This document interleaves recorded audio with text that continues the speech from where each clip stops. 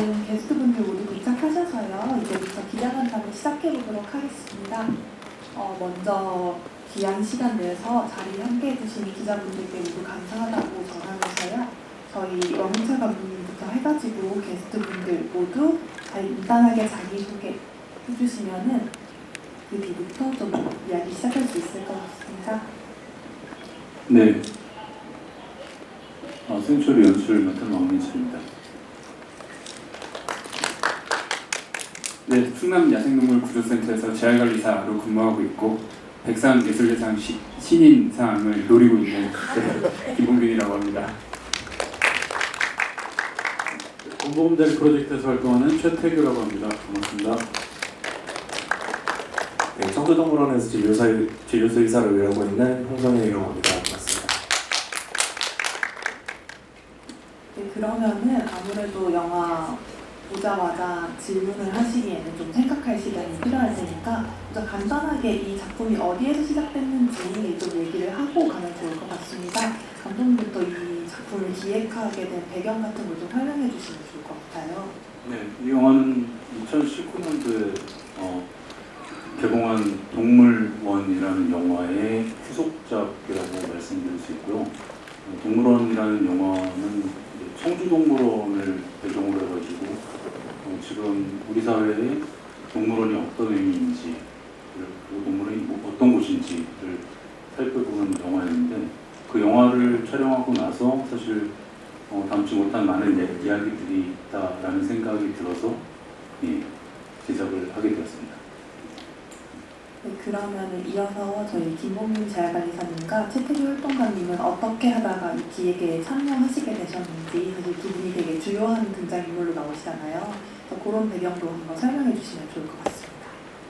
네, 저는 사실 이 영화가 시작될 때부터 촬영을 했던 거는 아니었던 것 같고요. 감독님께서 청주동물원이라는 공간에서 동물에 대한 이야기를 담으시면서 야생동물 구조센터에 오는 동물들의 마지막에 대해서도 궁금증이 좀 생기셨던 것 같아요. 그래서 저희 센터로 연락을 주셨고 그 영화를 촬영하시는 것에 대한 취지에 너무 많은 공감을 해서 그래서 저희도 이 영화에 함께 출연을 하게 되었습니다. 저도 청주동물원 들어가기 전에 이제 영화를 개봉했던 자리가 있었고 거기서 이제 감독님 처음 뵙고 그때 말씀하신 건지 그 후에 말씀하신 건지 이제 후속을 한번 찍어보겠다고 하셨고 이제 저희는 그 운동단체라서 하고 싶은 말 해야 되는 말이 많은데 그걸 이제 뭐 영상으로 담아주신다는 것은 너무 고마운 일이죠. 그래서 뭐 별로 망설임 없이 참여하긴 했고요. 이 자리를 빌어서 사과를 드리자면 이제 감독님이 동물원에서 나가지 마라. 싸워도 계속 좀 붙어 있어야 영화가 된다고 하셨는데 제가 나가버려가지고 영화가 틀어진 점에 대해서 사과를 드립니다. 네, 그러면 우리 홍성현 수의사님 같은 경우에는 청주동물원에서 근무를 하시고 이제 영화에도 잠깐 등장을 하시잖아요. 근데 이제 선생님 얘기는 영화에 길게 나오지 않아서 청주동물원에서 어떤 일을 하고 계신지를 좀 말씀해 주시면 좋을 것 같습니다.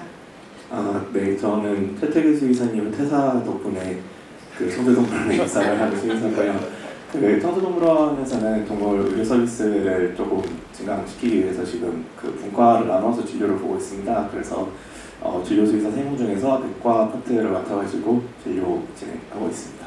네, 답변 감사합니다. 오늘 아주 특별한 인연이 모였네요. 그러면은 지금부터 기자분들 질문을 좀 받아서 답변을 해주시는 시간을 가져볼 텐데요. 질문이 있으신 분께서는 손을 들어주시면은 저희 스태프가 마이크를 가져다 드리겠습니다. 앞에서 조명 때문에 잘 안 보여서 크게 들어주시면 감사하겠습니다. 혹시 질문하실 분이 계실까요? 아, 네, 지금 손을 들어주셔가지고요. 저희 스태프가 마이크 전달드리겠습니다. 안녕하세요. 안녕하세요. TV조선의 철빈이라고 하는데요. 말씀하신 것 중에서 일단 영화 너무 잘 봤고요. 동물원하고 생츄어리하고 어떻게 다른지가 사실은 잘 모르겠거든요. 동물원의 뭔가 좀 확장된 버전이 생츄어리인지 약간 이거에 대해서 좀 답변 부탁드립니다. 네, 이 얘기는 사실 제가 하는 것보다 지금 생초리를 만들고 계신 또 생초리 운영을 하려고 하고 계신 최태규 부사님이 말씀 주시면 좋을 것 같습니다. 네, 많이 받는 질문이고 저희가 고민하는 부분이기도 하고요. 외형상 그러니까 시설의 측면에서는 사실 거의 차이가 없을 수 있습니다. 다만 야생동물을 가두어서 기르는 공간이고 동물원이든 생츄어리든 야생동물이 이제 자유롭지 못하다라는 공통점, 그리고 사람이 이들을 돌봐야 한다라는 공통점이 있어서 시설적인 측면에서 거의 똑같고요. 다만 그 야생동물들을 가두어두는 이유가 뭐냐? 왜 거기에서 살게 하느냐?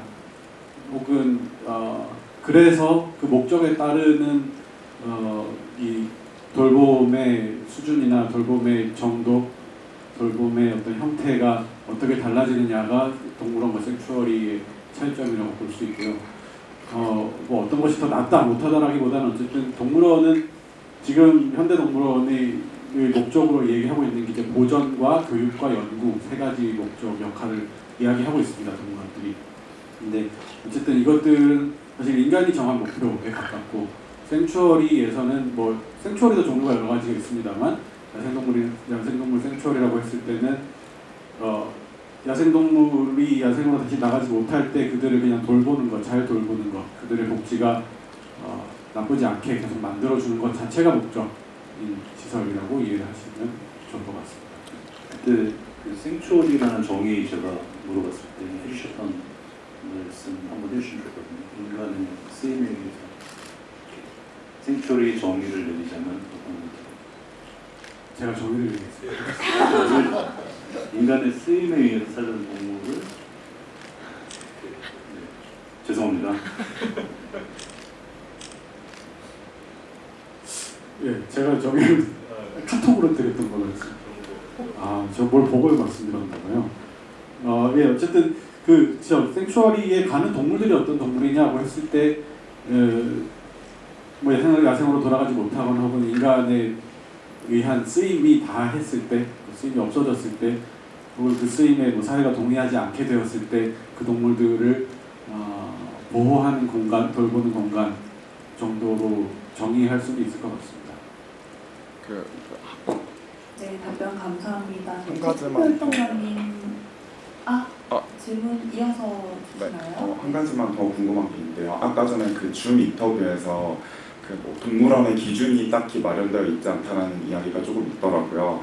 그러면은 동물원의 지금 대한민국의 동물원의 기준이 어떻게 되어 있고 또 어떤 방향으로 나아가야 되는지 그 점을 부탁드리고, 그리고 네 분 모두에게 공통으로 드리는 질문인데, 이 영화를 바라보는 관객들 혹은 동물을 좋아하시는 분들이 이 영화를 어떻게 바라봤으면 좋겠는지 각자 한 말씀씩 부탁드립니다.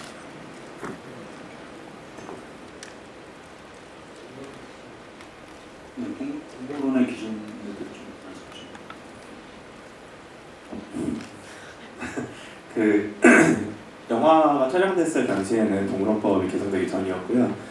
지금은 그 뒤로 조금 더 구체적인 기준이 이제 좀 물리적인 기준도 생겼고, 이제 동물원이 가지고 있어야 될 그런 목적이라든가 아니면 그런 역할에 대해서 조금 더 폭넓게 정의가 되기는 했습니다. 그래서 지금하고 그때하고는 조금 시점이 다르다고 볼 수 있을 것 같고, 두 번째 질문입니다. 이 영화를 바라보는 관객들이 좀 어떻게? 네. 일단 많이 봐주셨으면 좋겠고요. 재밌게 봐주셨으면 좋겠고, 저도 관객으로서 이렇게 봤을 때 그 저희들의 일상이기는 하지만 이렇게 많은 사람들의 일상에서 좀 동물을 생각해 볼 수 있는 기회가 될 수 있었으면 좋겠어요. 그래서 이렇게 조금 주변인들한테도 많이 추천해 주시고 이게 홍보하려는 게 아니라 같이 이렇게 대화를 시작하는 그런 계기가 됐으면 좋겠습니다. 네, 최태기 활동가님도 말씀 부탁드립니다.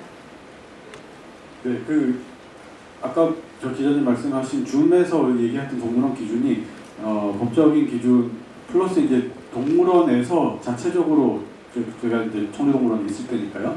동물원에서 동물들에게 어떤 것을 해줄 것이냐, 동물 운영을 어떻게 할 것이냐, 어떤 종을 보유하고 어떤 종은 없애고 어떤 종을 키울 것이냐, 도입할 것이냐 같은 것들. 그래서 이것을 잘 돌리기 위해서 동물의 복지를 어떻게 지킬 것이냐 이런 기준들을 마련하려고 했던 것이고, 나아가서는 이제 어떤 동물을 살릴 것이냐, 죽일 것이냐 같은 이야기들을 나눴던 것인데, 사실 동물원들의 그런 지침들이 다들 가지고는 있는데요. 되게 오래된 것들이 많았습니다. 제가 그때만 해도. 그래서 막 10년, 20년 전에 그 이상한 얘기들, 동물원이 굉장히 바보같이 얘기하고 있을 때 뭐 500만 원 이상은 좋은 동물이고 뭐 500만 원 밑으로는 나쁜 동물이고 뭐 이런 바보 같은 기준들을 가지고 있었거든요. 그래서 그런 것들을 좀 없애려고 했던 게 그 줌 회의에서 했던 얘기고요. 영화는 뭐 오늘 저기 시네마저 대표님께서도 영화를 너무 많이 보는 거 아니냐고 하셨는데, 그러니까 이런 기회가 있을 때 계속 보려고 하거든요. 볼 때마다 새롭게 느껴지는 부분들이 있어서 오늘 볼 때도 글쎄요, 제가 좀 너무 날카롭게 굴었나 하는 생각을 했고요. 많이들 봐주셨으면 좋겠다고 생각하는 이유는 이 안락사에 대한 얘기인 것 같아요. 얘기가 많이 나오는 것 같아요. 그래서 이 안락사라는 것이 좀 사실 개나 고양이를 안락사 할 때는 되게 불편해하고 정말 쳐다도 보고 싶지 않아 하는 이야기가 되곤 하는데, 그래도 저는 야생동물이니까 이렇게 얘기할 수 있다고 생각하거든요. 우리랑 상관없이 살던 애들이니까 그 죽음에 대해서 조금 더 객관적으로 보고 어떤 게 옳은가 그른가를 좀 생각할 수 있는 영화라고 생각을 해서 그 얘기를 던지는 데 중요한 영화인 것 같고요. 좀 많이 봐주셨으면 좋겠습니다. 네, 저는 오늘날을 살아가는 많은 사람들이 동물을 정말 좋아한다라고 생각을 하거든요. 근데 그 방향성이 동물의 단순한 이미지를 소비하는 데 그치고 있지 않나라는 우려가 있습니다. 그래서 보여지는 데 있어서 귀여운 동물, 사랑스러운 동물, 또 소유하고자 하는 동물에 대한 뭐 그릇된 욕심 같은 것들이 오늘날에 굉장히 많이 투영되어 있다고 생각을 하는데, 이 영화는 동물을 다루지만 그 동물의 귀여운 이미지를 소모하는 영화가 아니고 오히려 귀여운 이미지 뒤에 숨어있는 우리가 진짜 알아야 되는 현실에 대해서 이야기를 하는 거라서 많은 분들에게 물음을 좀 던질 수 있는 영화라고 생각을 했습니다. 우리가 동물을 어떻게 바라봐야 되고 어떤 태도를 견지해야 그들이 조금 더 나은 삶을 살아가는 데 있어서 도움을 줄 수 있는지, 저는 그 고민을 많은 분들이 함께 할 수 있는 계기가 될 거라고 생각을 해서 마찬가지로 많은 분들이 이 영화를 함께 봐주실 수 있었으면 좋겠습니다. 네, 김홍규 선생님이 말씀하신 것처럼 사실 지금 우리 사회에서 동물의 이미지라는 것이 대체로 소비의 형태로 있는 게 사실인 것 같습니다. 동물원에 있는 동물도 그렇고 반려동물도 그렇고 좀 산업이나 뭐 그런 측면들 때문에 대체로 동물을 소비하고 있죠. 하지만 그 소비되지 않는 많은 야생동물들에 대해서는 거의 무관심에 가까운 정도의 관심이 있을 뿐이라서 사실은 주위에 들어가면 굉장히 많은 야생동물들이 있거든요. 그런 부분에도 좀 자기의 반려동물이나 아니면 동물원의 동물들 같은 동물뿐만이 아니라 야생에 있는 동물들에 좀 관심을 가져주셨으면 좋겠다고 생각합니다. 네, 네 분 모두 답변 감사합니다. 혹시 이어서 다른 질문 준비하신 분이 지금 손을 들어주셔가지고요. 기자님 질문 받도록 하겠습니다. 네, 영화 정말 잘 봤습니다. 데일리베이스의 이학범이라고 합니다. 두 가지 질문을 드리고 싶은데요. 첫 번째 질문은 최태규 선생님한테 드리고 싶고, 두 번째 질문은 김봉균 재활관리사 선생님이랑 홍승현 수의사님께 드리고 싶습니다. 먼저 아까 그 줌 회의에 이어지는 질문인데요. 그게 청주동물원의 윤리위원회를 별도로 이제 구성을 하셔서 활동을 하신 걸로 제가 이해를 했는데, 그 나중에 이제 동물의 안락사를 할지 말지에 대해서 되게 심도 깊게 논의를 하셨어요. 그래서 그 윤리위원회가 동물을 안락사 할 때마다 열리는 건지 궁금하고요. 만약에 그 회의에서 어떤 분은 안락사에 찬성하고 어떤 분은 반대를 했을 때 최종적으로 어떻게 결정을 하시는지, 다수결로 하시는지 이런 부분이 궁금했습니다. 두 번째 질문은 김봉균 선생님, 홍성현 수의사님께 드리고 싶은데요.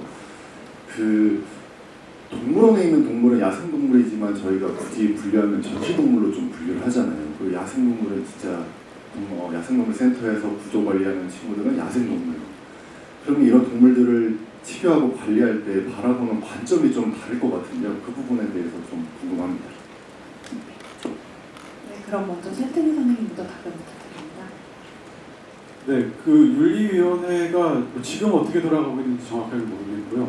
그때 이제 제가 있을 때 뭐 준비위원회라고 잠깐 나왔었는데, 어쨌든 저 법적 제도적으로 있는 위원회입니다. 뭐 지자체에 그 속한 위원회가 굉장히 많았고, 위원회가 너무 많은데 또 위원회를 만들어야 되냐 뭐 이런 의침에 있어서 부딪히다가 이제 만들게 됐는데, 이게 이제 어떤 결정기구, 뭐 의결기구는 아니고요. 우리가 생각하지 못한 어떤 것들이 있지 않을까. 그 안에서 이야기하는 사람들은 뭐 수의사 2~3명과 사육사, 담당 사육사 2~3명 정도, 좀 심각한 일이다 싶으면 이제 다 같이 모였을 때 한 10명, 11명 정도가 모여서 이 동물을 어떻게 하는 게 좋을까라고 이야기를 하는데, 사실 그렇게 풍성한 이야기가 나오기는 어렵습니다.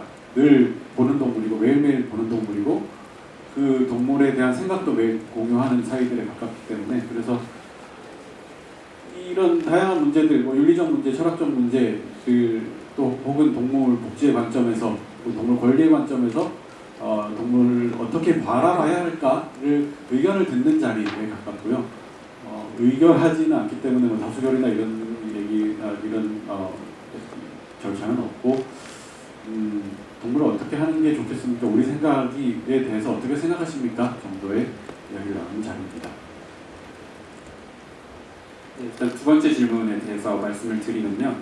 네, 분명히 야생동물을 대하는 태도는 여타 다른 동물을 대하는 태도와는 좀 다른 측면이 있는 것 같습니다. 일단 우리 법에 야생생물법이라는 게 있는데요. 거기를 살펴보면 야생동물의 정의가 사실은 국가에서 관리해야 할 공공재로 평가를 하고 있거든요.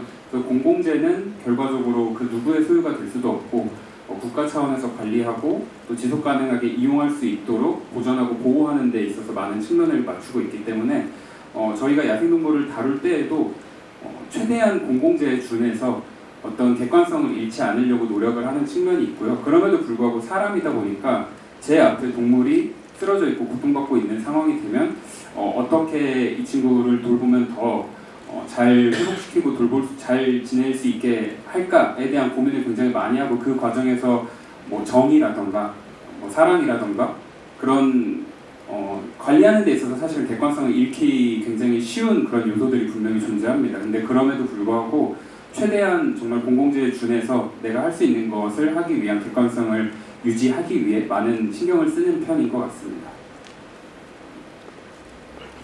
네, 청주동물원 홍성현입니다.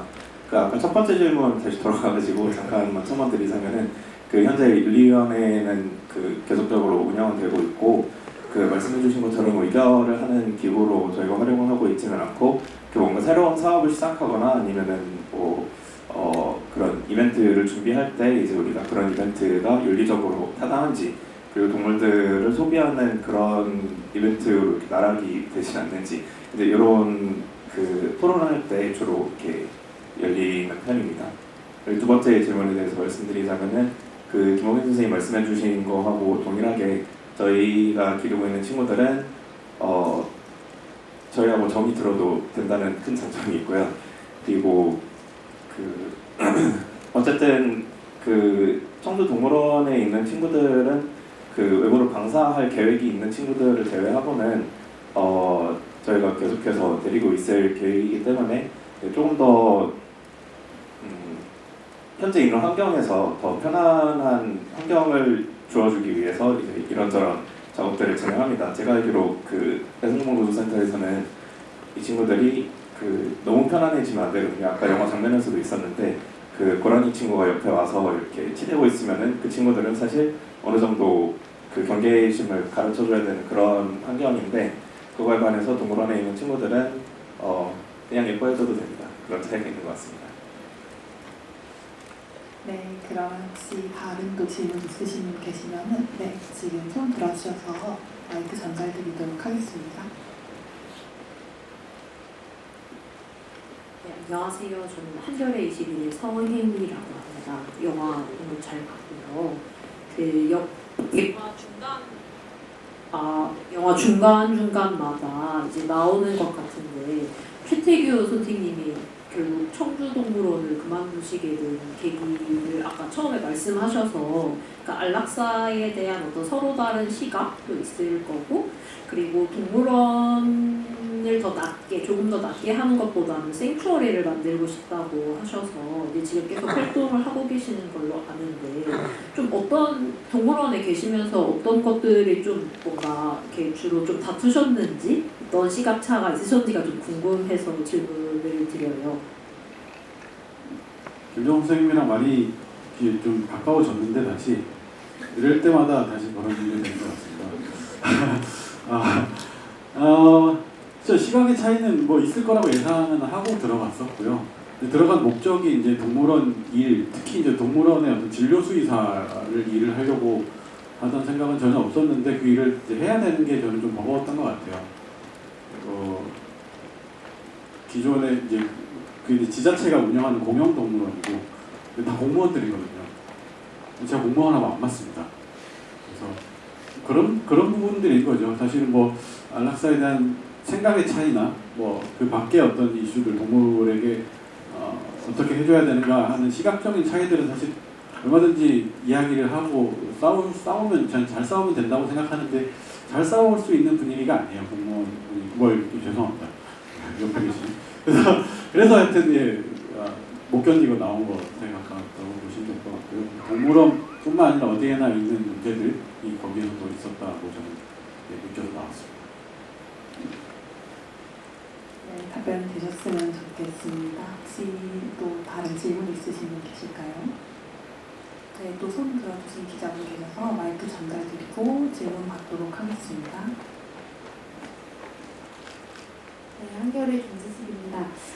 영화 잘 봤고요. 특히 그 대사 중에 우리도 생츄어리가 있었으면 좋겠다, 이런 대사가 정말 마음에 콱 박히는 것 같았거든요. 근데 그 이제 장면을 되돌려 보면 올빼미 맞나 모르겠어요. 올빼미가 이 알게 깃을 다쳐가지고 이제 결국에는 이제 안락사 당하는 그런 장면이었던 것 같은데, 왕 감독님한테도 드리고 싶고 김봉준 선생님한테도 드리고 싶은 질문인데요. 왕 감독님한테는 어쨌든 2019년 동물1에서 두 번째로 이제 후속작이라고 하셨는데, 왜 이 안락사라는 거에 좀 주안점을 두셨는지 궁금하고, 김 선생님한테 여쭤보고 싶은 것은, 그러면 만약에 우리한테 그 생추어리가 있었다면 그 올빼미 같은 친구들은 생추어리로 갈 수 있는 것인지, 그리고 그 안락사 당할 수밖에 없었던 이유가 혹시 이제 다른 이제 동물 개고양이가 들어가는 그런 동물 보호소처럼 자원과 혹은 뭐 공간의 문제 때문이었는지, 그런 게 또 좀 궁금합니다. 네. 동물원이라는 영화를 찍을 때도 역시 동물원에서 이제 많은 동물들이 죽어가는 걸 봤거든요. 근데 사실 동물원에서 생각 외로 많은 동물이 죽습니다. 나이가 들어서 그럴 수도 있고, 아파서 그럴 수도 있고.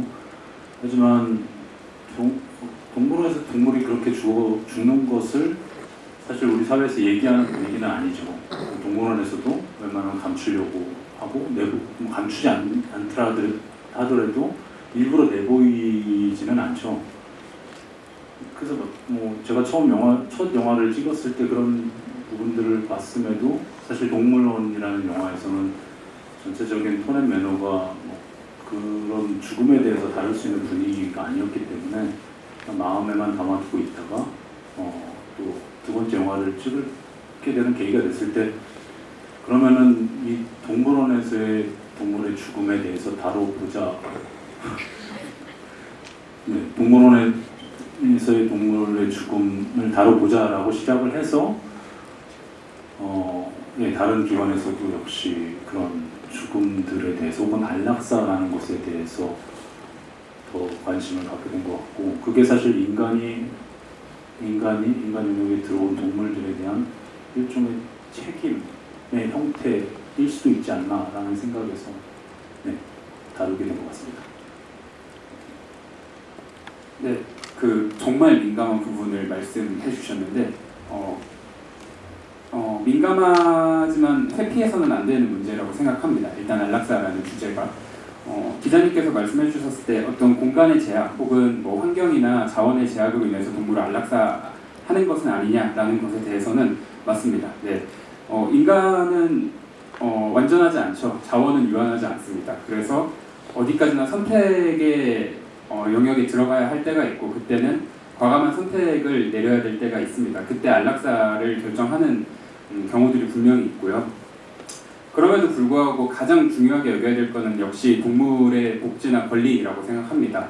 그러니까 안락사 되지 않고 사는 게 얼마나 이 친구한테 더 행복할 것인가, 이거는 동물한테 물어볼 수 있는 건 아니기 때문에 어디까지나 사람이 여러 가지 뭐 상황이나 요소를 두고 평가할 수밖에 없기는 하죠. 근데 그럼에도 불구하고 정말 오랫동안 동물의 곁에서 그들을 지켜봐온 한 사람의 입장에서 사는 것보다 죽는 게 나을 수 있겠다라는 생각이 많이 들기도 합니다. 그래서 결과적으로 또 주관성을 가지고 이 친구를 대변했을 때 이렇게 살아서 과연 행복할까? 이런 생각 굉장히 많이 합니다. 그때 안락사를 많이 고민하게 되고요. 그리고 우리도 생츄얼이 있었으면 좋겠다라는 대사가 이 영화를 관통하는 대사라고 저도 생각합니다. 그렇지만 생츄어리가 안락사의 회피처가 돼서는 안 된다라는 생각이기는 합니다. 그러니까 생츄어리는 생츄어리대로 반드시 필요하지만 그게 안락사를 하지 않기 위한 어떤 하나의 조건이 되는 것은 바람직하지 않다. 생츄어리는 생츄어리대로, 또 안락사는 안락사대로 우리 사회에서 필요한 부분인 만큼 보다 건설적으로 이 부분에 대해서 이야기를 할 수 있어야 된다라는 생각이 들고, 저는 안락사가 굉장히 필요하다라고 생각을 하는 사람 중에 하나입니다. 그게 구조센터에 있기 때문에, 또 공공재인 야생동물을 다루기 때문일 수도 있겠지만 회피해서는 안 되는 문제라고 생각을 하고요. 예를 들어 아까 말씀하신 그 수리구엉이였거든요. 그 수리구엉이가 생츄어리가 있었으면 안락사를 하지 않아도 됐을까라는 질문에 아니요, 안락사를 해야 된다라고 생각을 합니다. 왜냐하면 거기 있는 직원은 당시에 안락 생츄어리 있으면 거기 보낼 수 있겠다라는 평가를 했을 수도 있겠지만 그 수리구엉이는 못 날거든요. 평생 못 납니다. 그러면 계속 바닥에만 땅을 딛고 살아야 되는 그런 신세가 되는 건데, 조류가 비행을 하지 못한다는 것은 굉장히 심각한 만성 질환으로 이어지는 경우가 많이 발생하거든요. 그런 게 예견이 됐을 때 이 친구를 생츄어리에서 발바닥이 계속 아픈 상태로 오랫동안 그대로 두어도 괜찮은가? 이걸 치료를 하면서 사는 게 괜찮은가? 이런 고민을 할 수밖에 없고, 그랬을 때 저라는 사람의 기준에서는 차라리 안락사를 해주는 게 이 친구의 복지에 더 바람직한 방향이야 라고 생각을 하는 사람이거든요. 그래서 좀 돌아서 이야기를 하지만 생츄어리는 필요하지만 그렇다고 해서 안락사의 부정적인 측면을 가리기 위한 도구가 돼서는 안 된다라는 생각입니다. 네, 답변 감사합니다. 되게 야생동물의 현실, 생츄어리 그리고 안락사에 대해 깊이 있는 대화가 오갔는데요. 혹시 뭐 관련 회사라든지 아니면 다른 이야기라든지 영화에 대해서 질문이 있으시면 손을 들어주시면 되겠습니다. 네, 또 손 들어주신 기자분 계셔서 질문 받도록 하겠습니다. 네, 안녕하세요. 저 KBS 청주 김유진 PD라고 하는데요. 영화 너무 잘 봤습니다. 저는 왕민철 감독님께 여쭤보고 싶은데, 저는 고라니 2마리 잡는 그 농수로 부분이 장면이 좀 인상적이었어요. 처음에도 나오고 끝에도 나오잖아요. 근데 뭔가 막혀 있으면서 위에는 또 트여 있고, 그래서 뭔가 동물원이 함의한 것도 보여주는 것 같기도 하고, 근데 또 거기서 애들을 잡아야 하고, 애들은 공포스러워하고, 이런 게 좀 인상 깊게 다가와서 좀 그걸 앞뒤로 배치하신 이유가 있는지 궁금하고, 또 마지막에 그 새떼가 하늘 가득히 나는 모습을 좀 길게 다루셨잖아요. 그래서 감독님이 아무래도 이제 거의 전문가시긴 하지만 동물원 전문가지만 이렇게 관찰하시면서 좀 동물원은 좀 아무래도 이런 모습이어야 되지 않을까 하고 또 개인적으로 느끼셨던 게 있으면 또 혹시 그 장면에 또 그런 생각이 담겨 있는지 여쭤보고 싶습니다. 네, 동물원 전문가는 아니고요. 그 용수로에 빠진 고라니를 앞뒤로 배치한 이유는 사실 그 장면을 찍으러 가기 전에, 그러니까 충남 야생동물원에서 촬영을 하고 있을 때 이제 처음 그 얘기를 듣고 촬영 가시겠냐라고 물어봐서 갔을 때 사실 저는 처음 그런 사실을 접했어요. 그러니까 용수로에 고라니들이 그렇게 빠져서 죽는구나. 그리고 어마어마한 숫자가 왜 그렇게 그런 처지를 당한다라는 걸 알았고, 사실 그 장면 자체가 뭐랄까 우리 주위에 있는 그 야생동물의 현실을 굉장히 잘 보여준다라는 생각이 들었습니다. 그러니까 용수로라는 사실 누구에게는 필요한, 그리고 그냥 보면 다른 동물들한테 무해할 것 같은 그런 시설이 어떻게 고라니를 치고 있는지, 그리고 그거를 의도하지 않았지만 그렇게 되고 있는지라는 것들이 지금 야생동물이 처한 현실을 일반 대중들이 어떻게 생각하는지를 비춰보면 굉장히 상징적이라고 생각이 돼서 그렇게 배치를 했고요. 그리고 마지막에 나온 그 장면들 같은 경우에는 저는 이제 우리 사회 안에서 인간의 구조물들, 인간의 영역 안에서 있는 동물들을 좀 이렇게 찍어서 보여주고 싶었어요. 그러니까 자연에 있는 야생동물이라기보다는 인간 사회랑 접해 있는 야생동물들이 이렇게 살고 있다, 혹은 이런 모습이다. 그런 모습도 아름다운 모습들이 있었다라는 거를 보여주고 싶었습니다. 네, 답변 감사합니다.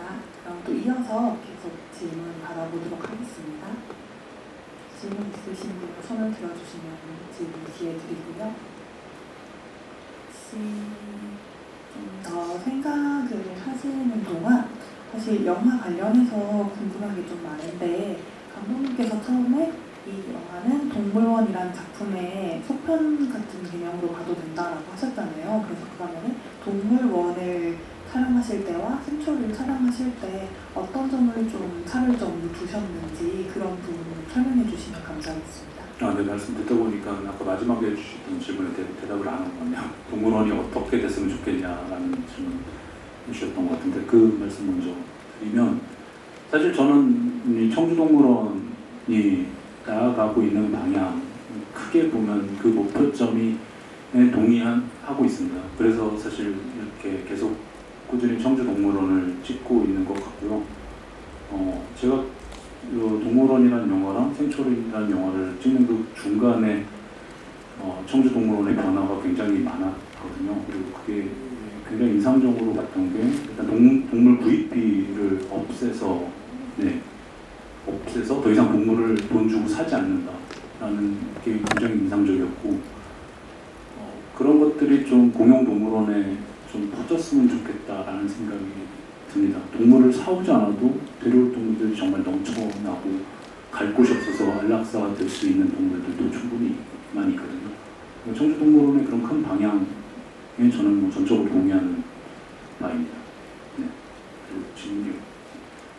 전작인 동물원이랑 이번 작품 생추어리를 제작할 때 좀 차별점을 둔 곳이 있는지. 네. 동물원을 찍을 때는 마치 우리의 갇혀있는 동물처럼 그 청주동물원이라는 울타리 안에서만 찍으려고 노력을 했어요. 그래서 거의 동물원 내부의 모습만 나오고요. 이번 영화에서는 사실 이제 그 안에 있는 동물들이 중에 일부는 어떻게 왔는가 뭐 이런 것들을 좀 보기 위해서 많이 돌아다녔습니다. 그러니까 동물원, 어떻게 동물들이 이 청주동물원까지 오게 되었는가라는 여정을 좀 보기 위해서 그런 영역을 좀 확장했달까요? 그런 부분이 좀 다른 것 같습니다. 네, 감사합니다. 그러면 또 이어서 질문을 하실 분이 계실까요? 질문하시고 싶은 내용이 생각나시면 손을 들어서 표현을 해주시면 되고요. 네, 지금 손 들어주신 분께 질문 기회 드리겠습니다. 저 아까 질문하려다가 못 드렸던 건데, 저 한겨레 21세입니다. 그 충남 동물 야생구조센터에서 이제 안락사한 동물들을 따로 이제 보관을 해두는 장소가 있고, 그리고 그 안에 굉장히 많은 동물들이 있는 것 같은데, 이렇게 동물들을 보관하는 이유가 있다면 뭐 어디 법에 명시돼 있는 건지가 궁금하고요. 그렇다면 언제까지 이 동물 사체를 이제 보관을 하는지가 궁금합니다. 네, 저희가 지금 현 시점으로 1년에 약 2,500여 마리의 야생동물을 구조하고 있거든요. 근데 그 중에 자연으로 돌아가는 친구들은 40%가 채 안 됩니다. 그러면 정말 많은 동물이 결과적으로 아까 보셨던 것처럼 사체가 되어서 냉동창고에 그렇게 수납이 된다는 걸 의미하는데요. 일단 그렇게 수납이 되는 이유는 폐기를 하기 위해서 소위 말해 쌓아두는 상황인 겁니다. 그러니까 폐기물 관리와 관련한 법률에 따라서 야생동물 구조센터에 들어왔던 동물은 의료 폐기물로 처리가 돼야 되거든요. 그래서 소각을 해야 됩니다. 네, 지정된 업체에 소각을 해야 되는데 그거를 사체가 발생할 때마다 이렇게 할 수는 없으니까 일정 부피가 찰 때까지 기다렸다가 한 번씩 업체가 와서 그 사체들을 가져가면 소각을 하고 그러면 채워졌던 공간이 다시 비워지고 이런 상황입니다. 그래서 보셨던 것처럼 그렇게 냉동 창고에 많은 사체가 쌓여 있는 거는 저희한테는 일반적인 일이기는 합니다. 왜냐하면 말씀드렸던 것처럼 2,500마리가 들어오는데 그 중에 절반 이상이 죽어나가는 곳이니까요. 네, 그래서 사실은 그걸 줄여나가기 위한 노력도 굉장히 많이 필요한 것 같습니다. 좀 더 많이 살릴 수 있는 기술을 개발하고 또 지원을 많이 받고 이런 것들이 굉장히 많이 중요할 것 같은데 아직까지 야생동물 구조센터가 그런 질적 발전을 할 수 있는 계기를 마련하는 게 굉장히 어렵거든요. 그래서 많은 분들이 구조센터라는 것에 대해서 이제 인지를 하셨으니까 그럼 야생동물 구조센터는 어떻게 돌아가고 있지? 어느 수준에 도달해 있지? 이런 것들에 대해서 많이 관심을 가져주시고 조금 더 구조센터가 발전할 수 있게 또 많은 관심과 채찍을 주시면 정말 좋을 것 같습니다. 네, 답변 감사합니다. 저희가 주어진 시간이 그렇게 많지 않아가지고요. 질문이 생각나시면 바로 손을 들어주시면 되겠습니다. 좀 기다려주시면 마이크 전달드릴게요.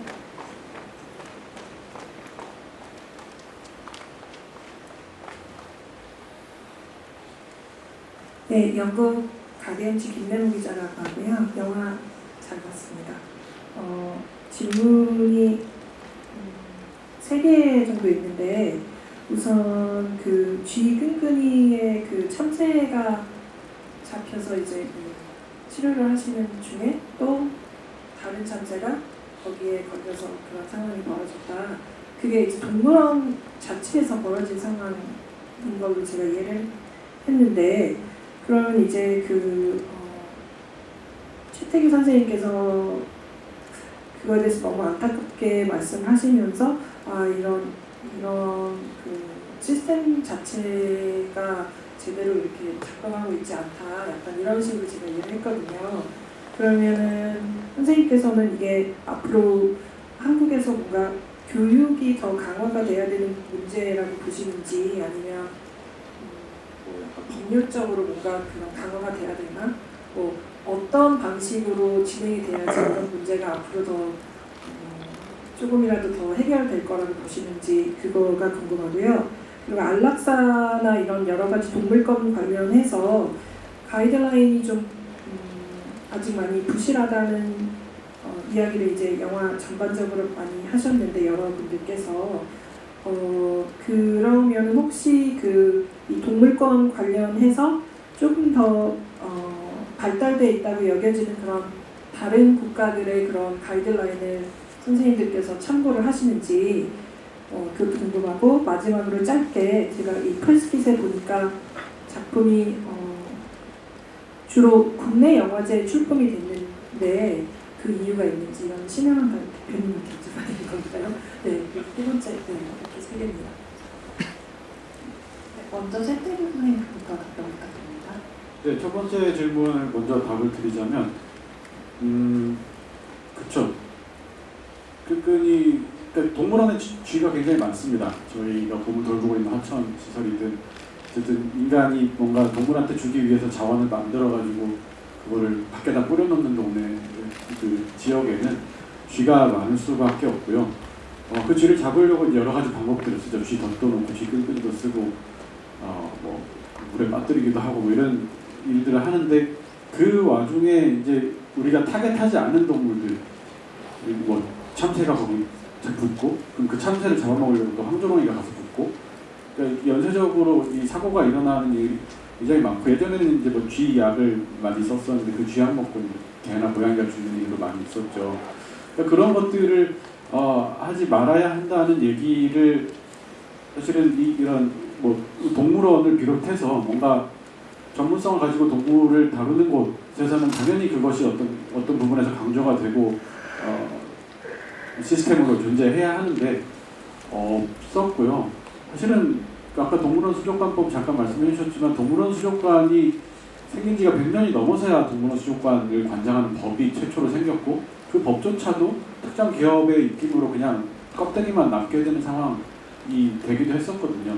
그러니까 아무것도 없던 상황인 거죠. 동물을 어떻게 다뤄도 상관없고 예컨대 동물원에 키우던 사슴을 뭐 영양탕집에 팔아먹어도 문제제기가 없었던 상황이 굉장히 오랫동안 지속이 되었기 때문에 참새 몇 마리가 죽고 뭐 거기 황조랑이가 붙었든 안 붙었든 별로 상관이 없는 곳이었습니다. 그래서 사실 뭐 봉경 선생님도 잘 아시겠지만 그런 문제를 계속 캠페인하는 곳들이 있고 이제 그런 곳과 사실 동물원이라는 곳은 아주 끈끈하게 같이 뭔가를 해야 되는 곳인데 아직 그러지 못했던 상황들 시간들이 길었던 것이고요. 당연히 교육이 필요한 거고 뭐 사실 법제도가 없진 않습니다. 뭐 잔인한 방식으로 죽이면 안 된다라는 것이 동물보호법에도 있고 야생생물법에도 있는데 적용을 할 사람도 없고요. 행정에서 공무원이 뭐 혹은 경찰이 가서 뭔가 이게 잘못됐습니다 해야 되는데 그렇게 해오지 않았죠. 그런 문화가 아닌 거죠. 아이고 참새 붙었다고 참새 죽였다고 그걸 가지고 뭐라고 하냐라는 분위기인 거죠. 우리 사회는. 근데 이제 그렇지 않은 분위기로 아마 갈 것 같고요.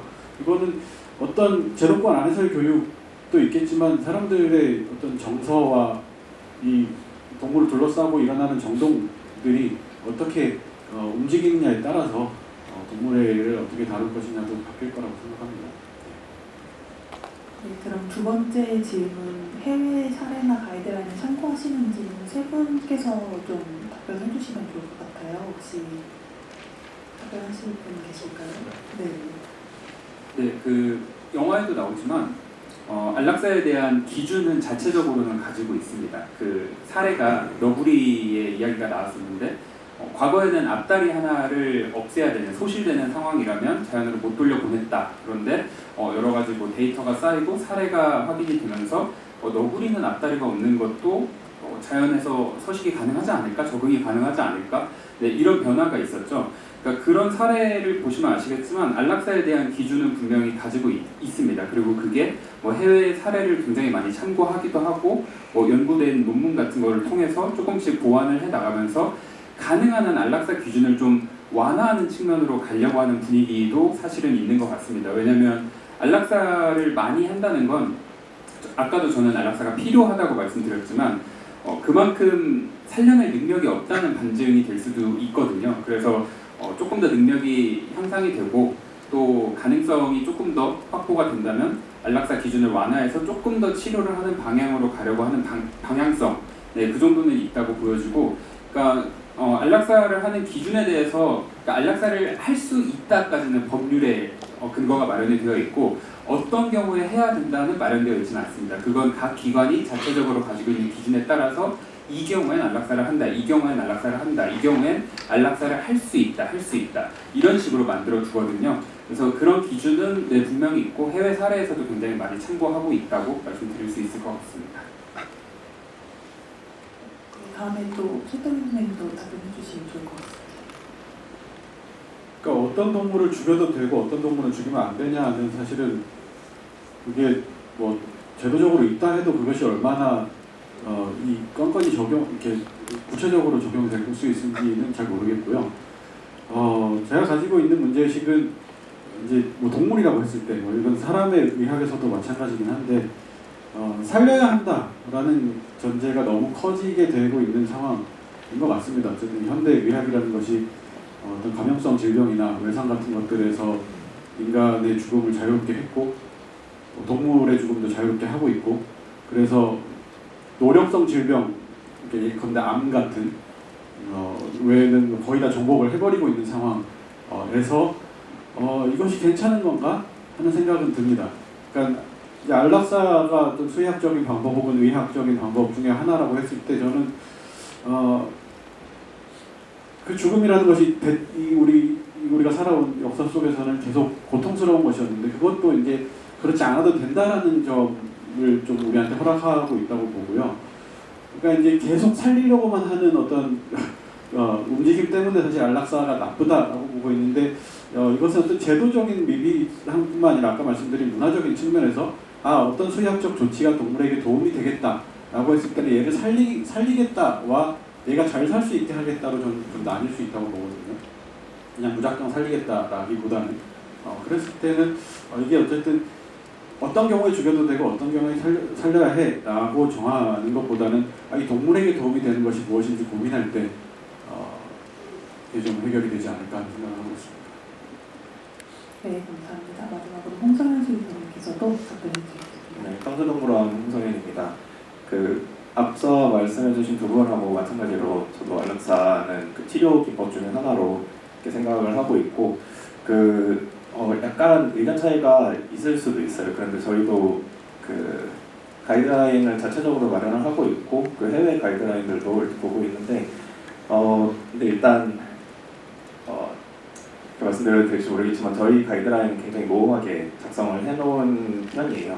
이게 왜 그러냐면은 각각의 개체마다 저마다 이제 메디컬 히스토리라든가 아니면은 앞으로 예후를 평가하는 거에 있어서 굉장히 많은 팩터들이 이렇게 조금 검토가 되어야 되는데 근데 가이드라인에다가 단순하게 그렇게 넣기는 조금 어렵고 그리고 저희가 주로 이렇게 참고하는 거는 이렇게 유럽이나 미국의 동물원 연합에서 이렇게 만들어 놓은 가이드라인들이 있어요. 그래서 이제 거기서 마련해 놓은 윤리 가이드라인이라든가 안락사 가이드라인들 이런 걸 보고 있는데 그럼에도 불구하고 저희가 뭐 영국이나 독일이나 일본에서 이제 그런 소위 말하는 동물 선진국들에서 이렇게 손님들이 와서 얘기를 해봐도 항상 문제는 안락사예요. 항상 토론이 되어야 될 문제고 항상 뭔가 간단한 가이드라인으로 이렇게 정리해버릴 수 있는 그런 문제는 아닌 것 같고 앞으로도 계속해서 이제 그런 연구라든가 검토라든가 이런 것들은 계속해서 조금 적극적으로 이루어져야 될 것 같고 청주동물원 같은 경우는 아까 보셨던 장면 중에 있을 수도 있는데 곰 친구 MRI 찍고 중국 거기 대학교 동물병원에 있는 수의사하고 이렇게 토론하는 장면이 짧게 나오는데 거기서 물어봤을 때 이런 경우는 어떻게 해야 좋을까 이렇게 물어봤을 때 거기 있었던 수의사분은 개에서는 수술 무조건 하죠 이렇게 얘기를 했었단 말이에요. 그런데 사실 곰은 굉장히 어려운 수술이에요. 이게 전례가 있지도 않고 수술 후의 예후 평가도 쉽지 않은 그런 상태인데 사실 전례가 없다는 건 아무도 안 했다는 거거든요. 그래서 저희는 조금 더 적극적으로 진료를 해야 되지 않나라고 생각을 하고 있는데 그래도 좀 진료를 선택하기는 어려워요. 그래서 아까 출연하셨던 저희 김정우 의사님도 그렇지만 뭔가 안락사를 적극적으로 판단했을 때 우리가 좀 거기에 기대게 되지 않을까 하는 그런 걱정도 있고 안락사를 했을 때 이 친구들이 더 편안해질 거라는 그런 장점도 있는데 근데 그거는 계속해서 아마 오늘 토론으로 마칠 수 있는 문제는 아닌 것 같습니다. 네, 해외 영화제에 출품 안 했냐? 사실 출품을 좀 하긴 했는데 안 보여주셔서 가디언즈에서 열심히 잘 써주시면 그 단추로 되겠죠. 감사합니다. 네, 그러면 저희가 정해진 시간이 좀 한정적이라서요. 기자분들께 질문 마지막으로 하나 정도 더 받을 수 있을 것 같습니다. 혹시 꼭 질문하고 싶으시다 하시는 분 계시면은 손을 들어주시면 마이크를 전달드리겠습니다. 네, 앞에 계신 평론가님께서 질문 해주세요. 네, 잘 봤습니다.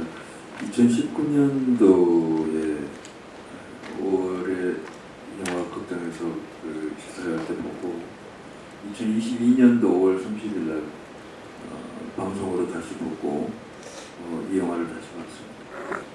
앞선 두 번의 시청에서는 제가 굉장히 기분도 좋았고 눈이 굉장히 클리어했었습니다. 왜냐하면 화면도 굉장히 이뻤고 미학적이었고 근데 이번에는 코로나 기간에 아마 촬영을 한 것 같긴 한데 100% 마스크를 쓰고 나왔어요.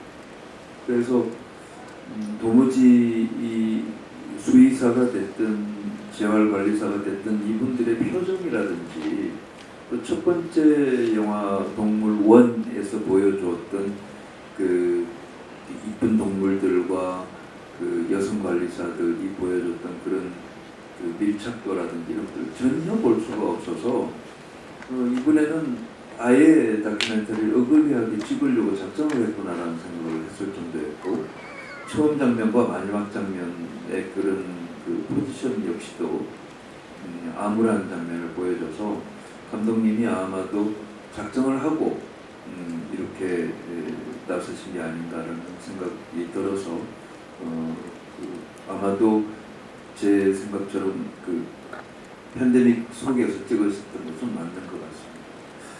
그거 답변 좀 부탁드리고요. 최태교 선생님께는 그게 농약 뿌려가지고 죽은 독수리들도 있어요.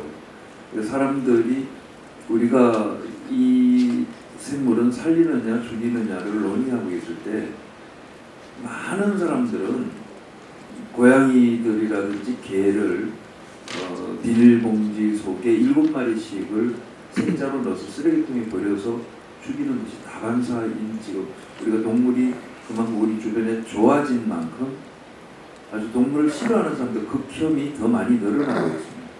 선생님은 9명이 살리자고 했을 때 왜 이 동물을 굳이 안락사를 시켜야 된다. 안락사가 주는 선생님의 철학이 무엇입니까? 이렇게 고통 없이 죽는 것이 그 생물에게 제일 중요한 것일까요?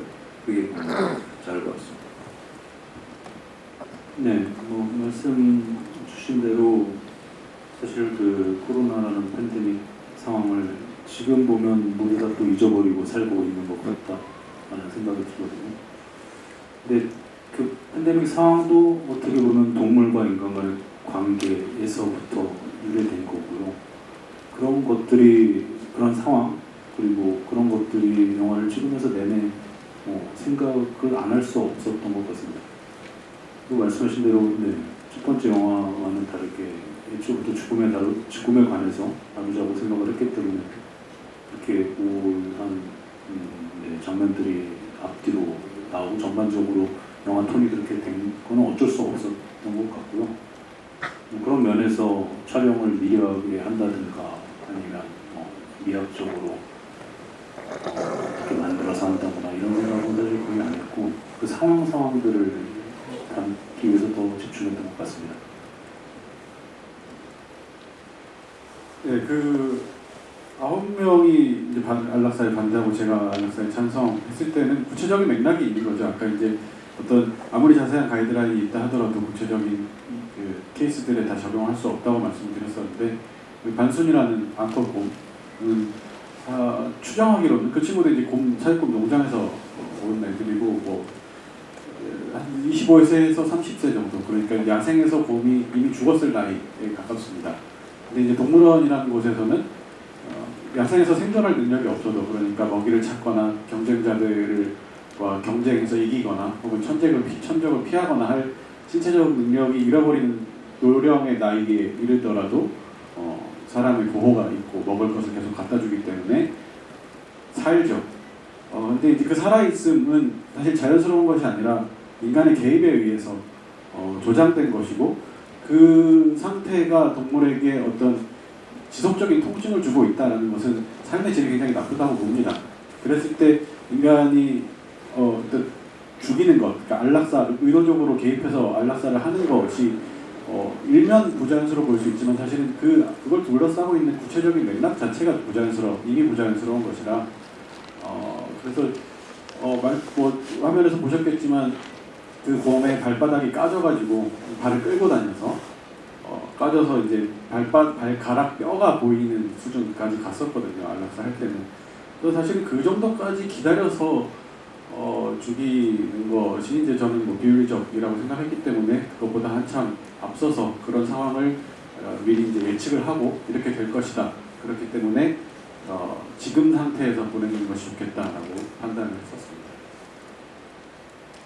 네, 감사합니다. 저희가 오늘 되게 많은 질의응답이 오가고 되게 귀중한 시간이었는데요. 질문해 주신 분들도 모두 다 감사드리고, 그럼 시간 관계상 마지막으로 이제 세 분께서는 각 청주동물원, 동문자리 프로젝트, 충남 야생동물구조센터가 모두 이제 지구에 함께 살아가는 야생동물과 관계를 맺는 사람들이 모여 있는 곳이잖아요. 그래서 영화 촬영 이후로 이제 또 한 2년 정도가 흘렀으니까 지금 각 단체에서는 주로 어떤 일을 하고 있는지, 혹은 뭐 좀 궁극적인 목표라던가 좀 가까운 목표가 있는지 이런 거를 활동을 좀 소개해 주시면 좋을 것 같습니다.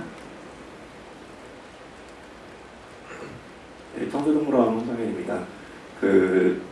저희는 최근에 굉장한 빅뉴스가 있었는데 환경부에서 지정한 거점동물원으로 처음으로 지정이 돼서 청주동물원에서 거점동물원 역할을 하게 됐습니다. 그래서 앞으로 구체적인 행보는 아직은 잘 모르겠지만, 근데 우리나라에 있는 동물원들이 사실 자연하고는 굉장히 부자연스러울 수는 있는데, 근데 우리 사회에서 동물원들이 할 수 있는 역할이 분명히 선한 역할이 있을 거라고 생각이 들고, 앞으로 다른 동물원들하고 많이 협력해가지고 이제 동물들을 조금 더 함께 공생할 수 있는 사회로 만들어가는데 일조하려고 노력하겠습니다.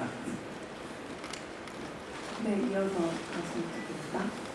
네, 제가 청주동물원에 들어갔던 것도 청주동물원에서 이제 곰생추어리를 만들어 보겠다라는 제안을 주셔가지고 혹해서 들어갔던 것이고, 여전히 그런 제안을 하거나 받거나 하면서 살고 있습니다. 아직 생추어리를 못 만들었다는 얘기이기도 하고요.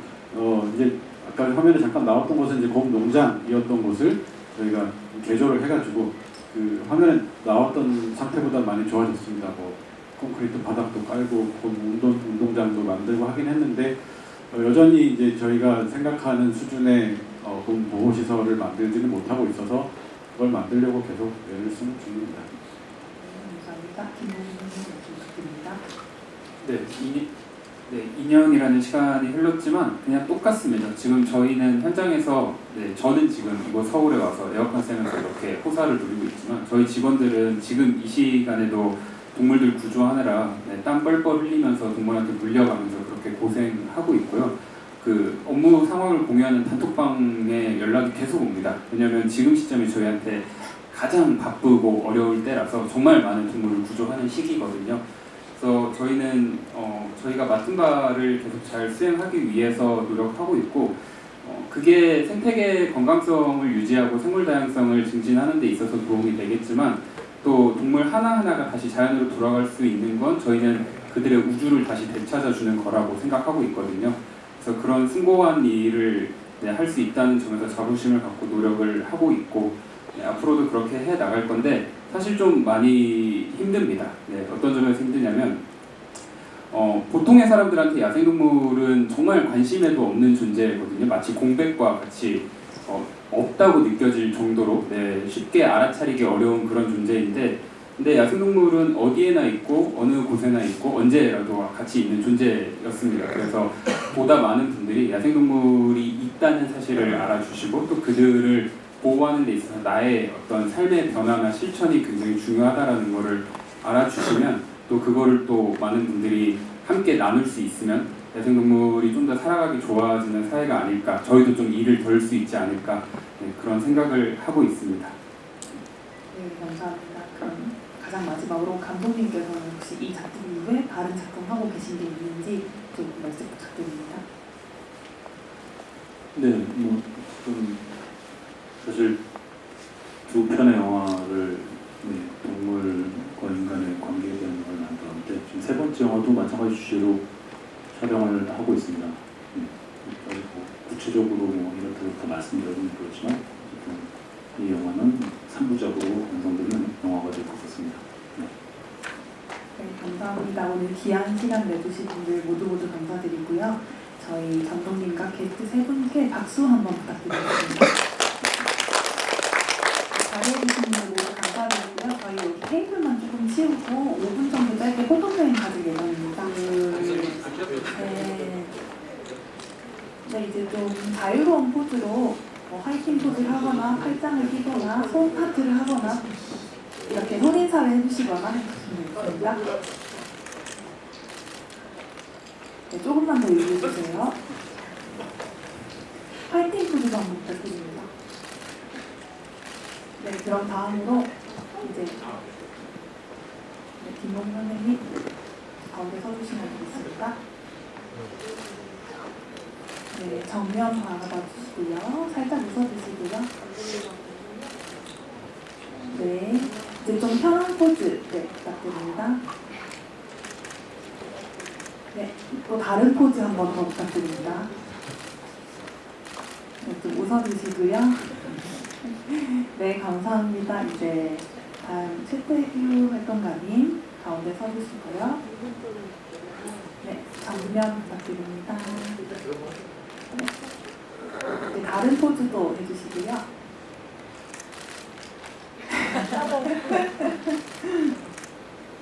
네, 화이팅 포즈도 한번 부탁드립니다. 네, 감사합니다. 마지막으로 홍성현 수의사님 가운데 서주시고요. 조금만 이쪽으로 한 발짝 부탁드립니다. 네, 정면 보고 웃어주시고요. 편한 포즈로 한번 손을 흔든다든지 화이팅을 한다든지 네. 이렇게 네, 부탁드리고요. 조금만 더 읽어주세요. 네, 포즈 한 번만 바꿔서 네. 네, 감사합니다. 세 분 모여서 서주시면 될 것 같고요. 조금만 더 붙어주실까요? 네, 감사합니다. 세 분 포즈 통일해서 한번 가볼게요. 화이팅 포즈 한번 드립니다. 네, 여기 봐주시면 되고 저 봐주셔도 되고 편하게 좀 어색함 풀고 한번 웃어주시고요. 네, 그리고 이제 손인사 한번 해주시고요. 그리고 손 조금 내려서 손 하트 한번 부탁드립니다. 네, 감사합니다. 네, 그럼 이제 감독님까지 해서 단체샷 마지막으로 아직 끝나지 않았습니다. 조금 붙어서 주시고요. 네, 앞에 보시면서 이번에는 좀 같이 손을 좀 편안하게 이렇게 안녕 인사 한번 해주실게요. 너무 높이 드시면 그림자시니까 약간 낮춰서. 네. 네, 감사합니다. 고생하셨습니다. 감사합니다. 네, 감사합니다.